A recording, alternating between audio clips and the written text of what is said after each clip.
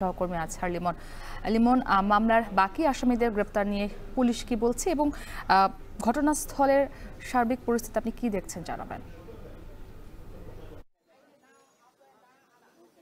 শুরুতে মুক্তি বলতে চাই ঘটনাস্থলের পরিস্থিতি, যেই নিষ্ঠুর ভিডিওটি সারা দেশের মানুষ দেখিয়েছে, সারা দেশের মানুষকে হতবাক করেছে, কাঁদিয়েছে যে একটা নিথর দেহ রাস্তার উপর পড়ে আছে, তার উপর উপর্যুপরি পাথর ছুঁড়ে মারছে একজন যুবক।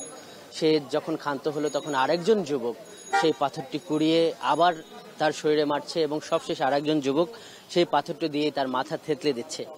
এই যে ভয়ঙ্কর নিষ্ঠুর যে ঘটনা, সেই ঘটনাটি ঘটেছে যেখানে, সেই ঘটনার আগে সেই নিহত যে ব্যবসায়ী সোহাগ, তাকে এই যে এইখানেই মিটফোর্ডের ৩ নম্বর যে গেট, সেই গেটের এইখানেই কিন্তু নিয়ে আসা হয়েছিল মারতে মারতে, ছুরিকাঘাত করতে করতে। এখান থেকে তাকে এক ধরনের বিভৎস অবস্থায় এই গেটের ওই পাশে যে রজনী বোস লেন, যেটি ভিডিওতে দেখা যাচ্ছে, সেখানে কিন্তু নিয়ে যাওয়া হয় এবং মৃত্যু নিশ্চিত করে উল্লাসের যে বিভৎস চিত্র, এটি কিন্তু ওই সড়কের সামনেই কিন্তু রচিত হয়।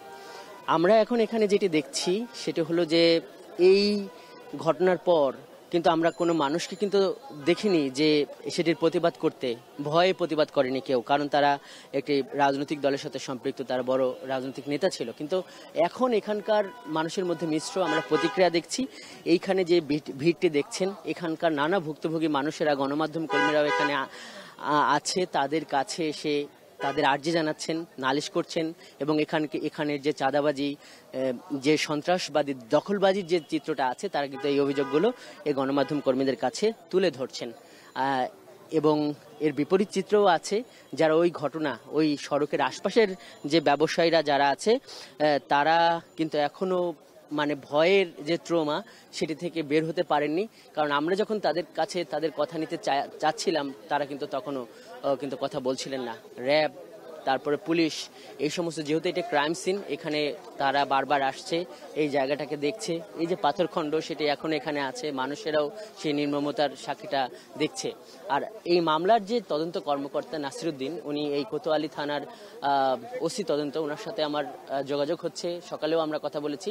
উনি যেটি জানিয়েছে যে এখন পর্যন্ত 5 জন আসামি গ্রেপ্তার করা হয়েছে, যদিও এজাহারে আসামির সংখ্যা কিন্তু 19, অর্থাৎ এখনো 14 জন আসামিকে কিন্তু গ্রেপ্তার করা যায়নি। তো এই ছিল মুক্তি। এই মিটফোর্ড হাসপাতাল, এই ব্যবসায়ীকে নির্মমভাবে কুপিয়ে হত্যা করা হয়েছিল যেখানে, সেখান থেকে আমার কাছে থাকা এখানকার পরিস্থিতির সবশেষ। সহকর্মী আজহার লিমন আমাদের সঙ্গে যুক্ত ছিলেন রাজধানীর মিটফোর্ডের ঘটনাস্থল থেকে।